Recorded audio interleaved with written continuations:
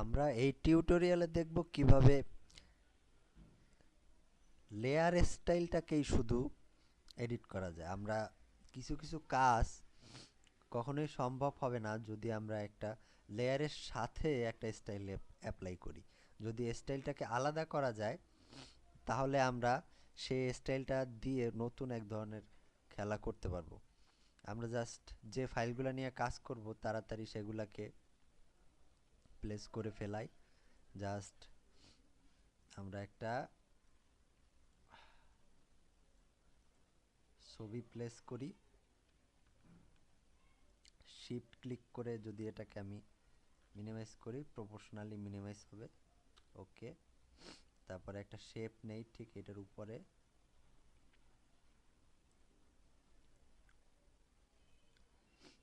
যেটা রং হবে সাদা,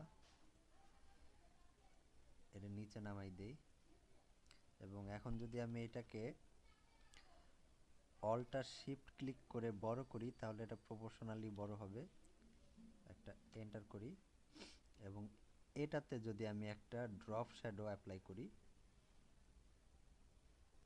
জাস্ট একটু বড় সাইজের, একটু বেশি করে স্প্রেড করতেছে, ডিসটেন্সটাও একটু বেশি। হ্যাঁ, এবং যদি ওকে ক্লিক করি, এইটা হচ্ছে মোটামুটি একটা ছবি। কিন্তু এইটাকে যদি আমরা আলাদাভাবে ড্রপ শ্যাডোটাকে এডিট করতে পারতাম তাহলে এটা খুবই সুন্দর একটা এফেক্ট তৈরি করতো। আমরা এখন দেখব কিভাবে সেটা করা যায়। আমরা জাস্ট লেয়ারে গিয়ে, লেয়ার স্টাইলে গিয়ে ক্রিয়েট লেয়ার, যখন আমি ক্লিক করব তখন এখানে একটা নতুন লেয়ার তৈরি হবে। ওকে, এইটা হচ্ছে আমার সেপারেটেড নতুন লেয়ার। যদি আমরা এটাকে কন্ট্রোল টি ক্লিক করে এডিট করি, জাস্ট এইটা একটু নিচে নামাই দিলাম, এইটা একটু নিচে নামাই দিলাম এবং এন্টার ক্লিক করি, তাহলে বোঝা যাবে যে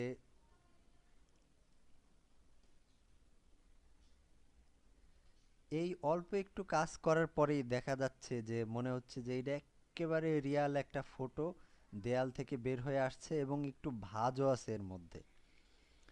আমরা জাস্ট লেয়ার স্টাইলটাকে অরিজিনাল লেয়ার থেকে এভাবে সেপারেট করে একেবারে নতুন এক ধরনের লুক দিতে পারি।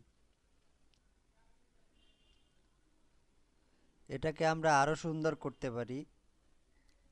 জাস্ট লেয়ারটাকে সিলেক্ট করে কন্ট্রোল টি, যদি আমরা এই লেয়ারটাকে মিনিমাইজ এটার সাথে মিশিয়ে দেই এবং এটাকে যদি আমরা ভেতর দিকে নিয়ে যাই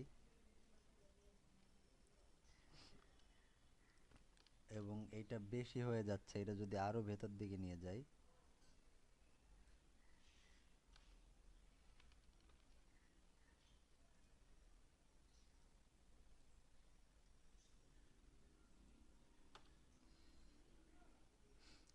এখন সত্যি মনে হচ্ছে যে ছবিটা একটু বেঁকে ফ্রেম থেকে বের হয়ে যাচ্ছে। এভাবে তোমরা আলাদা নিয়ে লেয়ার নিয়ে খেলতে পারো।